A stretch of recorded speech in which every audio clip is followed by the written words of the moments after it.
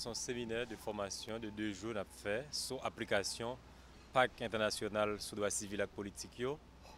Côté nous invité l'organisation de Monde qui sortent dans différents coins de la capitale là et qui sortent en province et qui pas trop loin de Port-au-Prince et diverses autres zones dans le pays pour nous capables de parler sur droit civil et politique. Mais nous avons fait dans le contexte côté l'État haïtien pour l'examiner dans les Nations Unies. Ça veut dire qu'il va rendre compte pour le dire mais qui ça le fait pour appliquer le droit civil et politique dans le pays d'Haïti. Et il faut me dire, je parler de droit civil et politique, je parler de droit à l'identité, droit à un nom, droit pour participer dans l'organisation, droit pour parler, j'en voulais, pour penser, j'en voulais, pour choisir religion, j'en voulais.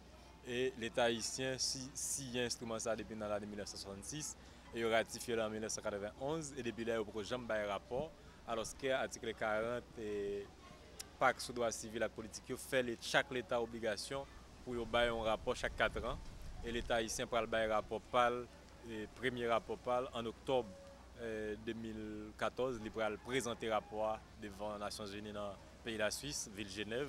Et nous-mêmes, l'organisation de Mounio, nous faisons un rapport alternatif par nous tous pour nous le présenter, pour nous dire mais comment nous voyons l'application de droit civil et politique, ça veut dire situation prison, situation tribunal, institutions indépendantes, élections qui ne sont pas faites, ou bien Jean Magouille dans l'élection, question de sécurité, question d'identité, tout problème état civil, toute question de liberté d'expression, liberté publique et individuelle. Donc nous passons ça en revue et c'est peut-être ça qu'on a fait et séminaire ça pour nous capables de profiter, diffuser, bien divulguer l'information sur PAC là. Et nous sommes très contents que nous avons un groupe très actif et des gens qui sont dans diverses organisations de monde qui ont participé dans ce séminaire et avec participation tout un expert congolais qui sont dans le pays Congo et qui représente le Centre pour les droits civils et politiques dans le pays de Genève qui a aidé nous à animer ce séminaire.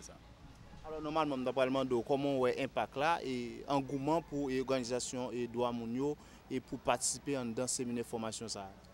Généralement, il y a parlé des droits mondiaux, il y a fait référence avec GILAP, PRNDDH, PRDDH. Je crois que dans le pays, il y a une diversité d'organisations des droits humains. Tant qu'ils sont droits civils et politiques et droits économiques, sociaux et culturels, mais tout sous droits spécifiques. Et c'est diversité ça que nous avons là. Et nous avons participé à enrichir un texte pour nous compléter le rapport alternatif nous les Nations Unies. Donc, je suis très content du fait que moi, grand pile l'autre monde qui est engagé dans le travail de défense des droits humains et m'espérer plus de monde venir toujours, surtout jeunes femmes, jeunes garçons, pour participer comme défenseurs, comme éducateurs de droits humains, pour forcer l'État pour responsabilité en matière de droits humains dans le pays. Alors, le rapport ça que nous avons présenté par les Nations Unies et qui espérance et en pile monde est capable de gagner autour du rapport ça? En première espérance, c'est que nous sommes capables de profiter de l'occasion pour faire les gens connaître les droits plus, surtout les droits civils et les droits politiques. En deuxième espérance, c'est faire les gens connaître le fonctionnement des organes de traité. Ça veut dire organes qui là au niveau des Nations Unies, qui soit pour suivre les droits civils et politiques, pour suivre les droits sociaux, pour suivre les droits femmes, les droits de gens, les handicapés, les migrants, contre discrimination raciale. Donc faire connaître.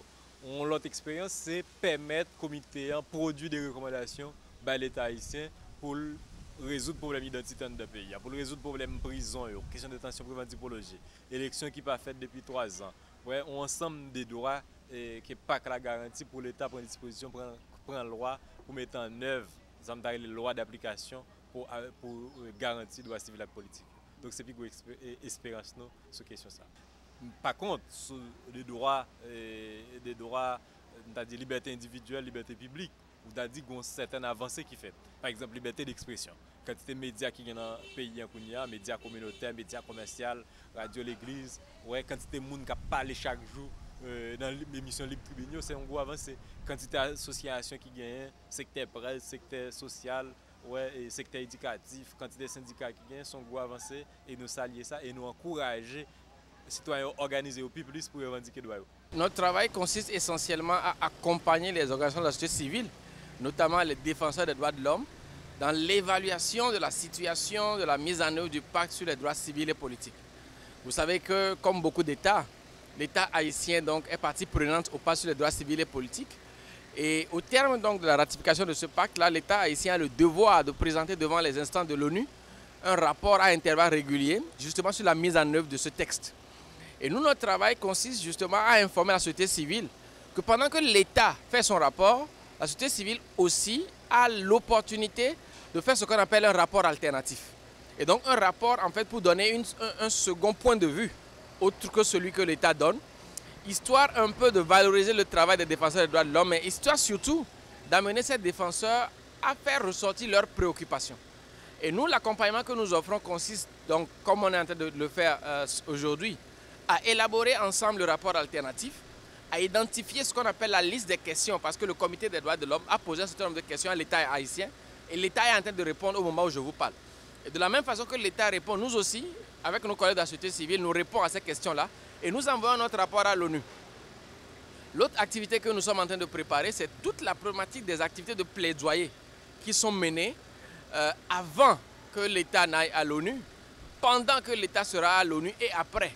Parce que vous savez que déjà lors de la session, les organisations de la société civile qui seront à Genève devront s'organiser pour influer sur la compréhension que les membres du comité ont de la situation des droits de l'homme à Haïti. Ensuite, une fois que le comité des droits de l'homme aura formulé les recommandations, l'État haïtien aura 1 an pour mettre en œuvre ce qu'on appelle les recommandations prioritaires. Et là encore, la société civile doit intervenir justement pour faire le suivi et veiller à ce qu'aucune recommandation prioritaire formulée à l'État ne soit laissée sur le carreau.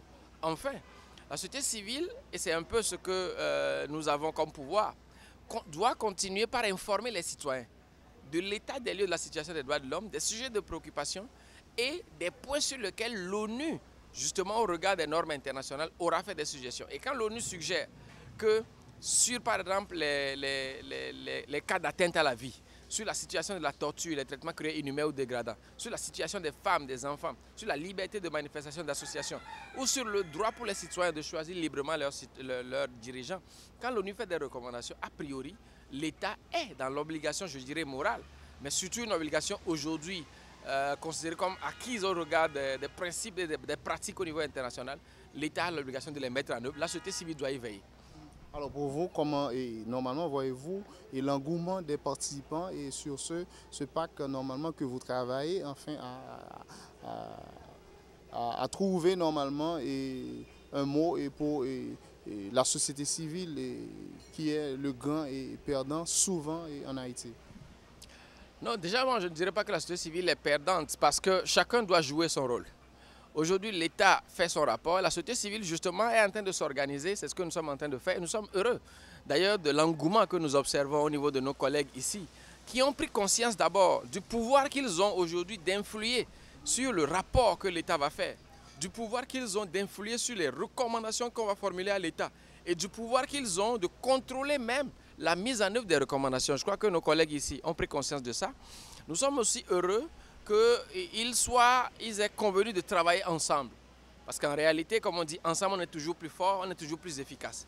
Et ce que nous sommes en train de faire ressortir comme information, c'est tout le travail que chaque organisation fait, les cas sur lesquels chaque organisation a travaillé, nous sommes en train de les faire ressortir. Et je puis vous dire que nous sommes en train de chercher des moyens pour faire venir justement à Genève certains de ceux avec qui nous sommes en train de travailler actuellement. Et donc ça veut dire qu'en octobre, normalement, au minimum 2 avec notre coupole défenseurs des droits de l'homme seront présents à Genève. Mais si c'est possible, d'autres instances, notamment le bureau de l'ONU ici, et même ces ONG peuvent aller vers leurs partenaires pour que justement ces partenaires les appuient. Plus on sera nombreux à Genève, plus on pourra peser sur la situation et mieux les recommandations qui seront formulées iront justement dans le sens du respect des droits de l'homme en territoire haïtien.